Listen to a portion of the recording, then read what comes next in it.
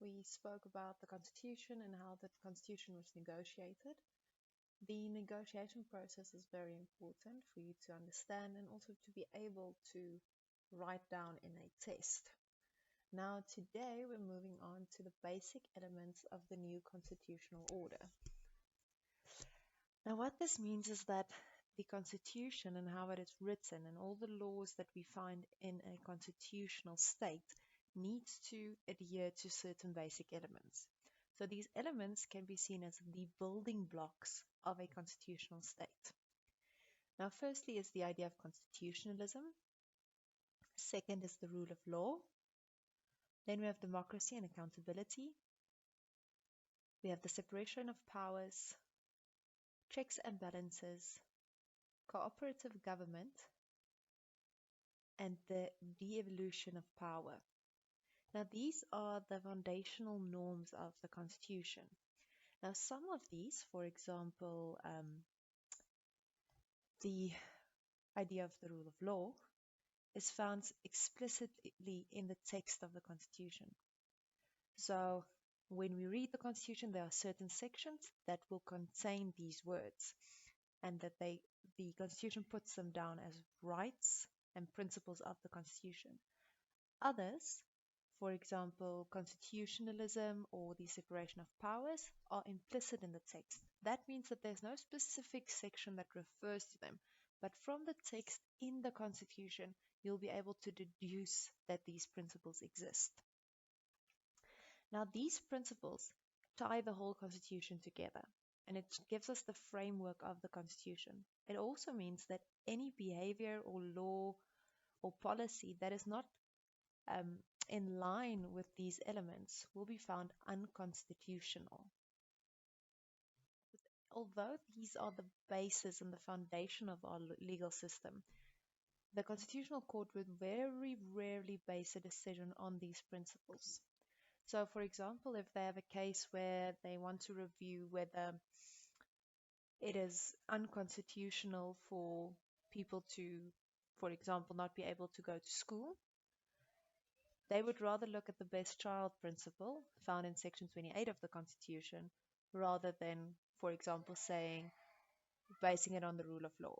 So the choice whether something is constitutional or unconstitutional would rather be based on specific sections of the Constitution than the principles. The principles are still the foundation and the Constitution is built on these principles, but they will very rarely be used to justify a court decision because they are so abstract.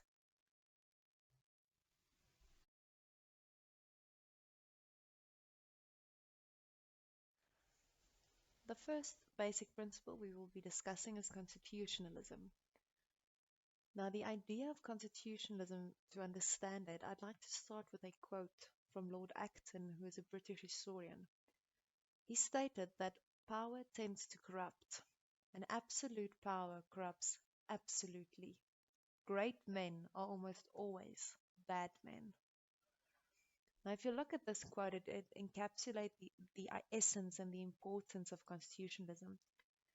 Now, I want you to imagine that you become a leader of a country. There's no rules constraining your choices, your policies, what you can and cannot do. So you have absolute power. There's no constitution, there's no human rights courts. You just have all the power in the world. Let's say you were the president of South Africa, but we are not a constitutional country anymore. You have all the power. That means you have access to all the tax money. You decide which funds get allocated where. You decide which policy stays, which policies go, and nobody can stop you. You are basically a monarch, even a dictator. There's no barriers on the power you have.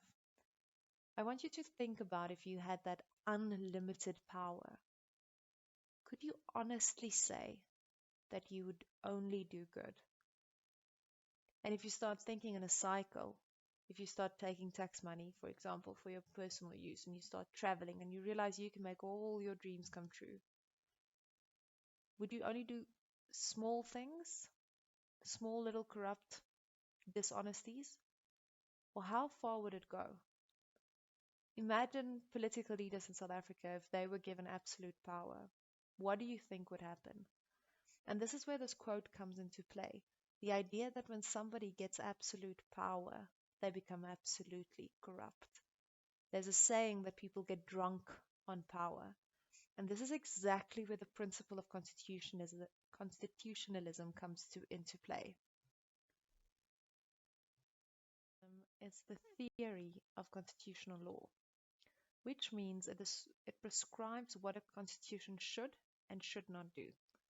Now, we have a very clear understanding of the constitution in South Africa, but as I've told you guys, there was actually a constitution during the apartheid years, and many, many suppressive governments have constitutions. So for us, a constitution is a human rights document, but it's not necessarily always what a constitution does. Now, in South Africa, our constitution and the theory of constitutionalism determines that two determines two main things: the structure of the South African government, and it constrains state power. That is the theory of constitutionalism. Human rights and the Bill of Rights, it informs the structure and the state power, but the basic theory behind the Constitution is that these two concepts should be controlled. But it's a very difficult balance to hold because, firstly, the state must have enough power to govern. So you cannot limit the state power to the point that they do not have power. But then the power given to them must also be limited to ensure no human rights violations. Because if you give too much power, there's always going to be a us and them, whether it be based on race, on sex, on social class. It can be based on religious convictions. That is why we need human rights protections. Sometimes people of the same race, of the same background, can be suppressed by their own government based on level of education, for example, or just simply level of corruption. So the state must be given enough power to govern, but it must also be limited to ensure no violations. And this is where constitutionalism comes to play.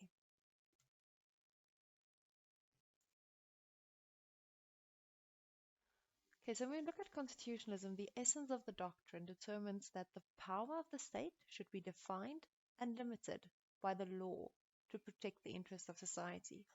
So if you imagine the state power as a big round ball of power, a lightning bulb, if you may, if this power is given from one government to the next, and that is unlimited power, then this globe of power needs to be placed inside a box.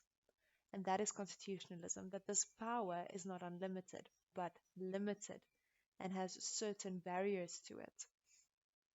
And that saves us from autocracy and dictatorship. Remember, a dictator is a person that rules a country without any limitation. Examples of a dictators would be Hitler, or in Africa, we can look at people like Idi Amin, Robert Mugabe. So there are many dictators, many examples of dictators in history, and it's because of the lack of constitutionalism and the lack of constraint of power. Now, constitutionalism limits state power in two ways. The first one is it restricts the range of things that various organs of state can do. So what that means is the Constitution determines that there are certain things that only certain bodies can do. So for example, if we look at higher education, no decisions on higher education can be made by another body. It can only be made by Parliament. If we think about an example like changing the Constitution, no court in the country can do it. No municipality can do it. Only Parliament can do it. So that's the first thing. It restricts the range of things that various organs of state can do. The second one is it prescribes the procedures they must follow in doing these things. So for example, if we look at changing the constitution, which we said number one determines that only Parliament can do. Number two will determine that we need a 75% majority, that there should be a national vote on it, that it should not be against the principles of the Constitution. So firstly, it determines the who, and number two, it determines the how. So the state must not use its power in such a way as to violate any of the list of fundamental rights, but it has a corresponding duty to use its power to protect these rights. So it should protect the rights and then also not limit or violate the rights. If we look at this idea of constitutionalism, a practical way to understand this is to think of a car service. Okay, so this man and this car service is an organ of the state. Let's say, for example, the judiciary. So this is Mr. Organ of the state. And these are his competencies. So we have an organ of the state called Mr. J, and Mr. J is able to use all these tools, but these are the only things that he knows how to do. This is his job. He was appointed to fix this car with these competencies. Now, the first element we have states it restricts the range of things that the various organs of state can do. So, Mr. J, the organ of state, he works for car service. He works for Mr. Constitutionalism. And they determine that Mr. J can only fix cars. He cannot fix trucks. He cannot go outside and be a doctor or a dentist. He is here for a specific job, and this is to fix cars. There are other people that works for the company that do these things, that fix the trucks or changes tires, but he can only fix this truck. So only certain institutions may exercise certain forms of power, and may only do so if specific procedures are followed. So if this car service company is the whole of South Africa, it means that this whole car service company, South Africa, is certain people working or certain organs of state, and they are here to do certain jobs. And the constitution on which this car service runs determines who does which job. The second restriction is in prescribing the procedures they must follow in doing these things within their competency, a substantive limitation of powers. So let's say Mr. J gets the job of fixing the problem of corrupt judges. So the car is the corrupt judges. Mr. J, the judiciary, needs to fix this. But the manner in which he fixes this is limited to his competencies. So there's a procedure which he must use to fix the problem. And this is the idea of constitutionalism, that every Mr. J or Mr. Parliament, the things they're allowed to do is limited, and what they're allowed to do and on what they're allowed to work is always limited.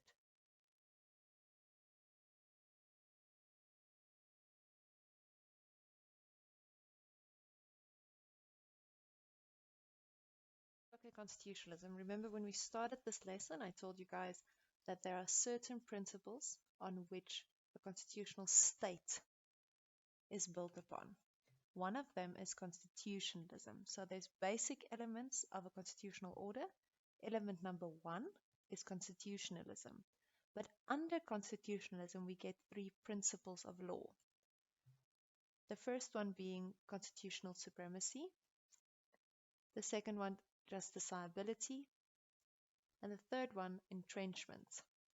So now I will be discussing each of these with you, but please just keep it in order in your mind that constitutionalism is the basic element. So constitutionalism is element one. Then parts of constitutionalism, 1.1 is constitutional supremacy, 1.2 justiciability, and 1.3 entrenchment is supreme. So we all know that any conduct or anything that is done or any law that is not in line with the South African Constitution will be declared invalid, and it will not have the force of law. So the choices are pretty easy. Either it's in accordance with the Constitution or it does not have the force of law. Now, this principle is one of those principles that is explicitly stated in the Constitution. You can see it under Section 2 and also Section 8. With Section 2 stating that the Constitution is the supreme law of the Republic, and Section 8 giving power to the Bill of Rights. So remember, we have a lot of elements that form the basis of a constitutional state. One of these elements is constitutionalism, and one of the principles of constitutionalism is constitutional supremacy. Okay, so remember our first principle was constitutional supremacy. So what the Constitution says is the highest law. The next one is justiciability, which basically tells you that a court of law can enforce whatever the Constitution says. Once again, this is one of the principles that's directly enshrined. In Section 172, we have the powers of courts in constitutional matters. And then also in Section 165, we have the judicial authority. Please remember that I'm not going to expect of you to quote these sections of law word for word, but it is important that you know where these things are written. And if you have a question relating to justiciability, for example, you need to tell me where in the Constitution is this written. But a word for word narrative of the constitutional section, you need not know. Justifiability. We just spoke about the fact that the courts enforce constitutional orders or the constitutional rights. But that is not the only way that rights become justiciable. There are three other ways outside of courts. Now, the first one is the principle of democracy entails that citizens can lobby and pressure the government. So the fact that we can protest means that it's a way of us enforcing our constitutional rights. And in South Africa, we have frequent protests about many service delivery issues, equality issues, and human rights issues. Then the second one we have is free press. Now, we'll talk about free press in a bit, but the importance of free press for an open and democratic society cannot be overestimated. If you think about the things that you know as wrong in government and in service delivery and why we know that there are certain problems in certain areas, it's mostly because of the fact that we have the press and the freedom of the press to investigate matters and to report on matters is fundamental to a democracy. The third one we have is Chapter 9 institutions. Now, Chapter 9 institutions we'll discuss now, but also very vital to a democracy. Now the question is, what are Chapter 9 institutions? Now, the most important Chapter 9 institution we have is the Public Protector. Then we also have the Independent Electoral Commission, we have the South African Human Rights Commission, the Commission for Promoting the Rights of Cultural, Religious and Linguistic Communities, and the Commission for Gender Equality. So any state institution that supports constitutional democracy and fights for the people, not for the state, but for the people, is known as the Chapter 9 institutions. And this is due to the fact that they are found in Chapter 9 in the Constitution. The one that we have that I think is in the media the most now is the Public Protector. Now the photo, there's the previous Public Protector, Advocate Thuli. We now have another Public Protector, and she has been in the news a lot lately. So I'm going to add some articles for you guys under content, under the label further reading, so that you guys can be aware. We currently have cases of the Public Protector against Pravin Gordhan. She and President Ramaphosa has gone to court, and she has also made some very questionable findings on the APSA board. But all of these things, it's a big, very relevant topic right now, is the role of the Public Protector and whether this our current Public Protector, whether she is actually fit to hold the office of Public Protector. Kobane's credibility is one of the biggest issues that government and our court system has to deal with. But as I said, go under further reading. I'll make sure there's a lot of articles for you guys to read. The political parties have many different opinions about her. But as legal students, it's very important for you to be aware of what's going on with our Chapter 9 institutions, as they are one of the few things one of the few bodies that actually works only for the citizen and not supposedly for government. Okay, now to recall, there are three bodies outside of the court. We have the fact that citizens can lobby or protest. We have Chapter 9 institution, and then media freedom. Now, on the note of media freedom, we can just quickly look at the idea of South African history and Black Wednesday. Now, Black Wednesday was a date during apartheid in 1977, and it was about a month after Steve Biko was murdered in detention, that the Minister of Justice, Jimmy Creer, arrested editors and banned the World, the Weekend World, and the church publication Pro Veritate.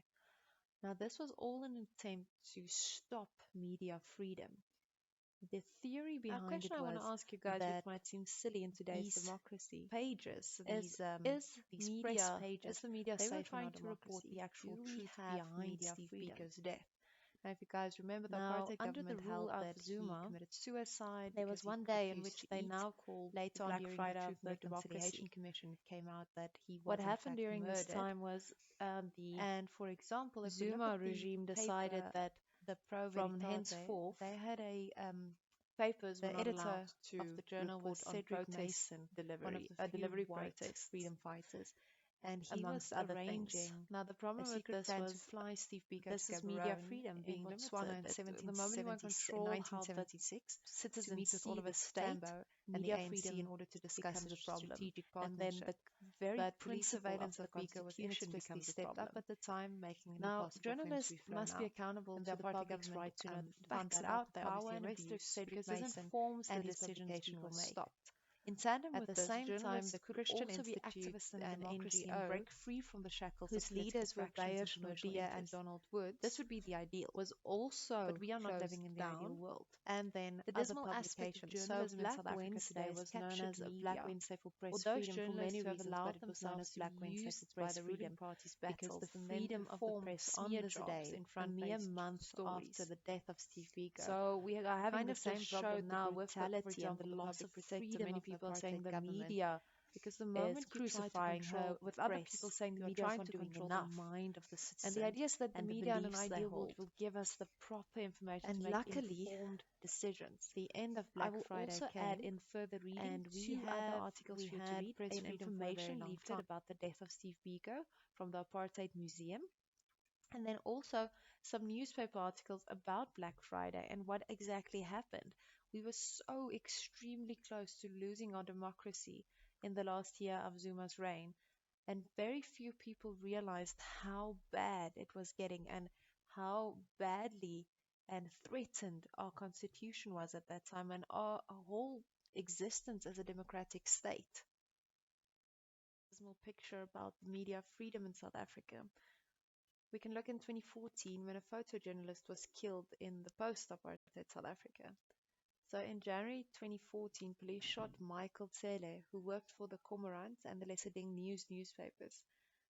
He was simply taking pictures of broken water pipes in Motlahang, Brits, in the northwest. The police says he was caught in the crossfire during service delivery protests, but residents said that the policeman took aim and shot him, and the police officer was found guilty of murder. But this was simply a journalist doing their job. So we, as lawyers and you as legal students, we should always be so aware of the fact that our democracy is fragile and that we as a lawyer should be protecting the democracy and fighting to protect these rights.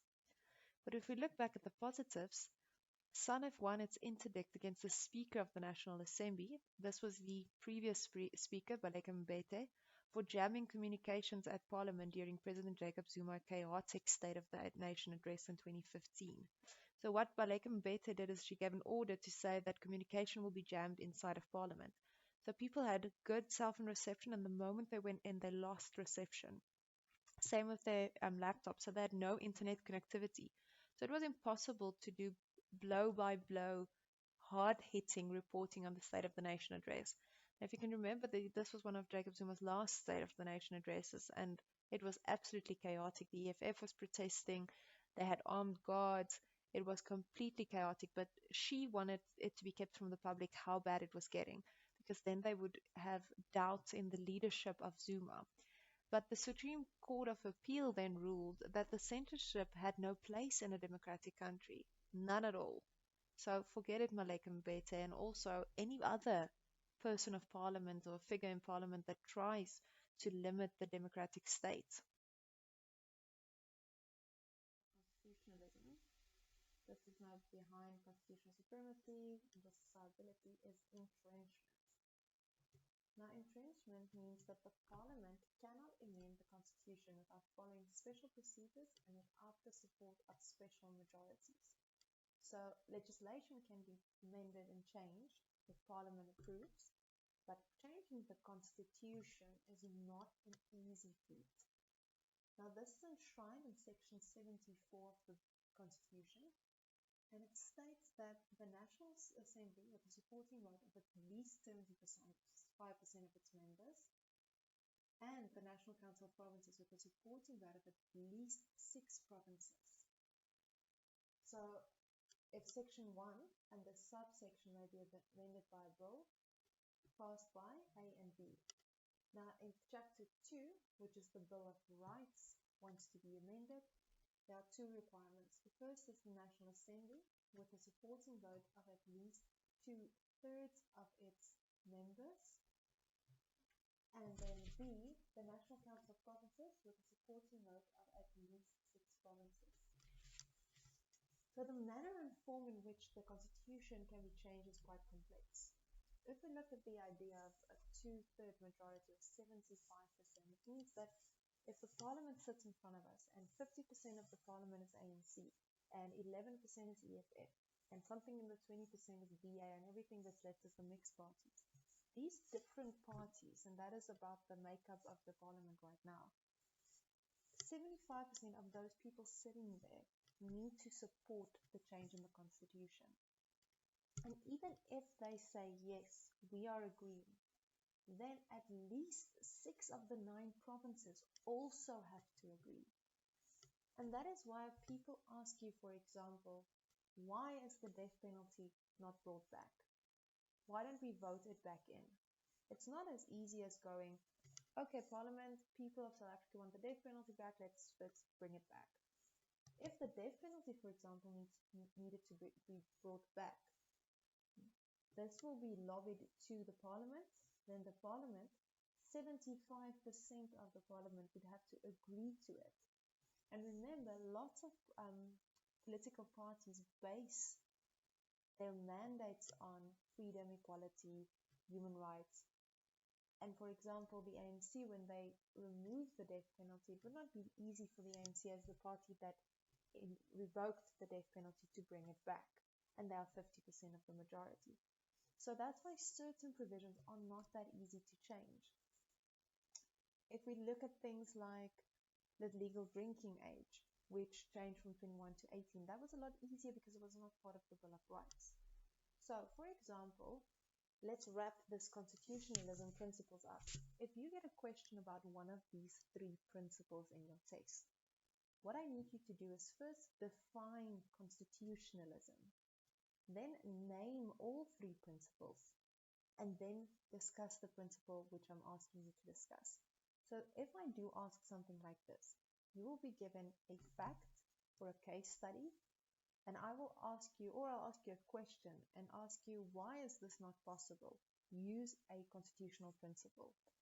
If you answer this, remember, define constitutionalism. Name the 3 principles. Tell me which one of the principles you are discussing. Then define that principle and, very importantly, make that principle applicable on the situation. Remember, this is a bit more of a critical thinking subject. So if you look at the test and you see things that are confusing you, it's not straightforward questions. Read it and think about, if I was to explain this to one of my friends that do not study law, where would I start? Because you can't just go in and give me a straight answer. If I, for example, ask you, let's make abortion illegal again, and you want to discuss the principle of entrenchment, you can't just say it cannot be done due to entrenchment found in Section 74. I will give you perhaps 1 mark for that. I need you to discuss the issue with me. Tell me about constitutionalism. Tell me about the different principles. Tell me which principle is relevant to this situation. And then discuss the principle, and when you're done, you need to say, so if we look at abortion, which is linked to the body, physical integrity of a female, which is found in the Constitution, we cannot, if we make abortion illegal, it means that we are limiting the right to physical integrity of the mother. This is part of the Bill of Rights. Changing the Bill of Rights is not an easy feat, and this is why entrenchment would be the appropriate constitutional principle. Element of a constitutional state is the rule of law. Remember, constitutionalism being the first, this being the second. Now, defining the rule of law is not easy, as different countries use different definitions. But the purpose of the rule of law is to protect basic individual rights by requiring the government to act in accordance with pre-announced, clear, and general rules that are enforced by impartial courts in accordance with fair procedures. Now that is a mouthful. Let's look at the purpose a bit closer. Okay, so the first thing we see here is to protect basic individual rights. So the first element of the rule of law is that it should protect human rights. It says it is pre-announced, clear, and general rules. So not only does it protect human rights, but it is of general application. So it gives certainty and clarity. People should know what the laws are and what they are about and who they should be applied on. And lastly, it says it requires the government to act in accordance with these rules. So the government can only do what it is in accordance with the law. So if we look at the purpose again, the purpose is firstly to protect individuals and their rights. How do they do this? By requiring the government to act in a certain way. The way in which they need to act is governed by pre-announced, clear, and general rules. And these rules and how they ensure that the government are acting in these rules is by the use of impartial courts in accordance with fair procedures. So the rule of law literally means that the law shall rule over those that govern. So basically, state institutions have to act in accordance with the law. Various organs of state must obey the law as all other people, and that tells us that the law rules us. The state cannot exercise power over anyone unless the law permits the state to do so. The law authorizes everything the state does. So no law equals a lawless action. The rule of law is more than a neutral value principle of legality. It has implications for the content of law and the government conduct. So if we look at the rule of law, it can be divided into two components. The first one being procedural, and the second one being the substantive component. Now, if you look at the procedural component, firstly, it forbids arbitrary decision making. So the government and the executive, they cannot just make decisions based on nothing. Their decisions need to be informed and empowered by the Constitution. Included in this, it means that no citizen should ever be exposed to arbitrary application of the law. So the law must be applied in a general and consistent manner, never arbitrarily. There must be a rational relationship between the scheme Parliament adopts and the achievement of the governmental purpose. So if a law is instated,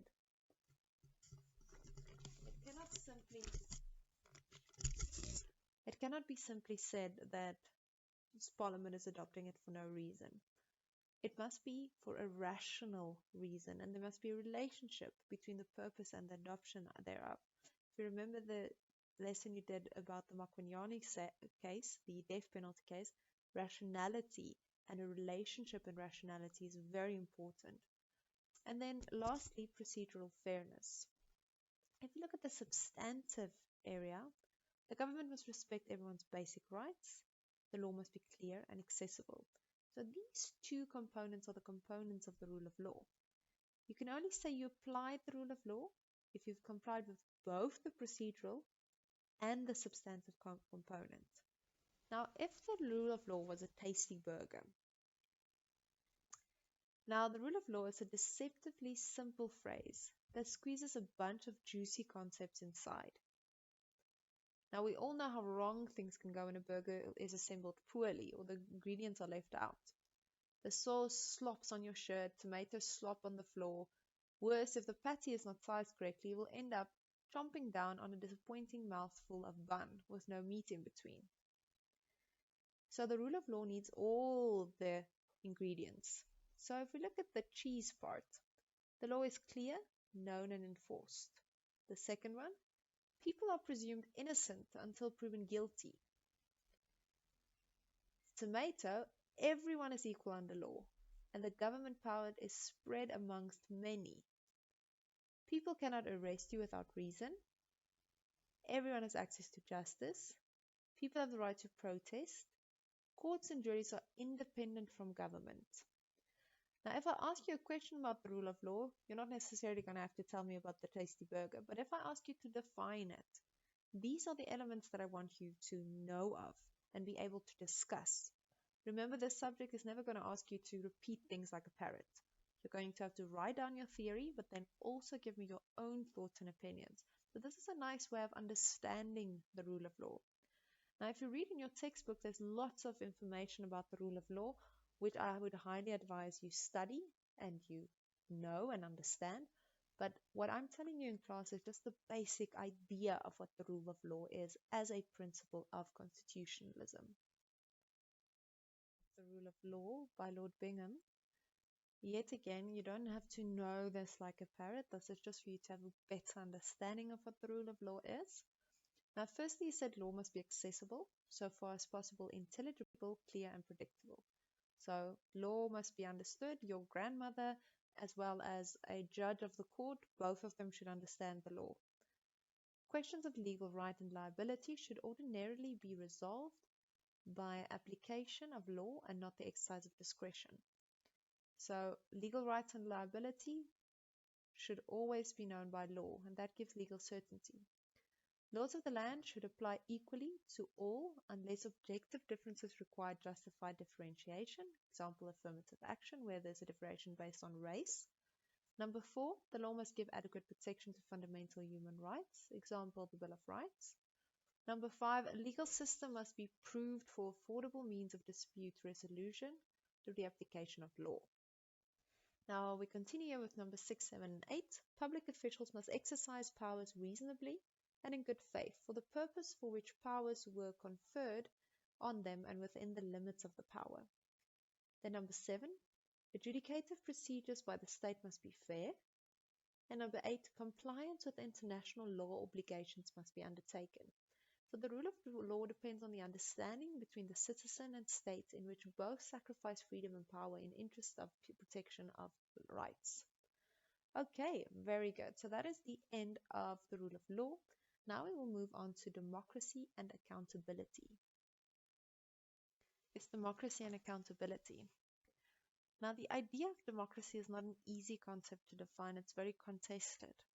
But what it says to us is that not only must the government follow the rule of law, they must also respect the principle of democracy. The government can only be legitimate insofar as it rests on the consent of the government. So with the American Revolution and the French Revolution, there was an end of the idea of divine rulership. So they used to believe that kings and queens it was the will of God. You are governing by the will of God, and that your children by the will of God should govern a country. And we had kings and princes and queens. But since the revolutions, that fell. And now we have people that are elected by democratic government, and they're elected by the people, and they now rule. So the whole idea of their government is squarely based on the will of the people that voted for them. So they govern not based only on power, but also on consent. And we have seen situations where rulers are removed either by force or being asked to step down because the will of the people is not being served anymore. In our own country, we can see an example of this, for example, with the state capture situation. So any law or conduct that is inconsistent with the principle of democracy will be invalid, as is all the other principles. Any behavior or legislation inconsistent with them will be invalid. So democracy is very abstract and a general statement, and you can look in your textbook, they have examples of these kind of statements. So it would be very rare that somebody would go to court, a constitutional court, and say, test this against the principle of democracy and find it unconstitutional. They'd rather test it against more concrete concepts, but yet we all know what a democracy is. Democracy is people ruling the people by the will of the people. The Constitution recognizes three types of democracy: a representative democracy, participatory democracy, and a direct democracy. A representative democracy, the political rights in the Constitution, electoral system, mandate of representatives, in which political parties play a central role and central stage. So, representative democracy is literally we go, we vote, they govern. Then we have a participatory democracy, it's less clearly developed. You can see this in Section 33, which is the right to fair procedural and administrative action. And this is, for example, that there be a hearing before any decisions are made. And the next one is direct democracy. Now, this is a counterweight to the importance of a political party. Direct democracy is when the people of South Africa start protesting for something, or the people lobby, or they sign petitions. So it's people directly being part of the democracy. So in Section 17, we have the right to assembly, demonstration, picket, and petition, which during the apartheid years was something that was illegal demonstrations. The holding of referendums is also a good example. So, for example, prostitution. We had a direct democracy illustration with the idea that they wanted to legalize prostitution for the World Cup in 2010. And the people of South Africa directly became part of this decision. And the Constitution primarily protects a representative democracy with participatory elements. Okay, so now the second part of the principle of democracy is the principle of accountability. Now, if you look at the word of accountability, it obviously means that if you do something, you should be able to be accountable and be held accountable and responsible for what you do. With the principle of accountability comes this element of being wise in what you do. And especially if you govern a country, you need to be accountable towards the people. So, whatever you do, you need to be sure that you will be able to justify what you are doing and to take responsibility when it goes wrong. And government should always formulate the will of the people, but then they should be able to respond to the will of the people. So you get voted into power and you do what you promised, or you try. But if the will of the people expects of you to do something else, you need to be able to respond to the will of the people. Not specifically do the will of the people, but you need to be able to respond. And in that, government should be open, responsive, and accountable. This whole issue of transparency in which we deal with a lot with our governments. The government must explain its laws and actions if required to do so. So government should never be untouchable. The moment they do something, there should be an avenue for the citizens to ask, but why? Why are you doing this? And then government should be able in a transparent way to answer. And this should be done by explanation and not by force. If the will of the people is that you explain yourself, you do not shut the people up. You do not use military force to keep them quiet, to stop the riots, to stop the protests. What you do is you should explain your decisions. And this is a democracy. That's the difference between a democracy and a military state. Within a democracy, there should always be a culture of justification in which every exercise of power should be justified. The leadership given by the government rests on the contingency of the case offered in defense of its decisions. So they need to be able to justify every single move they make. There should be no fear inspired by force of its command. There should be persuasion but never coercion. And this is about the government respecting the principles of a constitutional state. If I ask you about democracy and accountability, for example, in the test or in the exam, I would usually provide you with either a case or a hypothetical situation or a statement. And if I, for example, give you a statement, you're going to have to identify the principle or the element found in the statement. And if you identified it as, for example, democracy and accountability, you need to keep in mind that these are two separate concepts, but they are discussed as one. So you can't just discuss accountability or just democracy. You need to start with democracy. Tell me what democracy is, what you think it means. Then tell me about accountability. And then when you're done, remember to always put it into your own words, put it into your own ideas. Tell me what you think about it. That is what the subject's all about, is what do you think about this? Okay, so that is the end of this lesson. Remember to know the difference between the elements and the three principles of constitutionalism, which is not part of the main elements. Other than that, just use your textbook, go through this lesson while read the textbook, then go through the lesson or do it the other way around, but just make sure you have a good and proper understanding of the principles.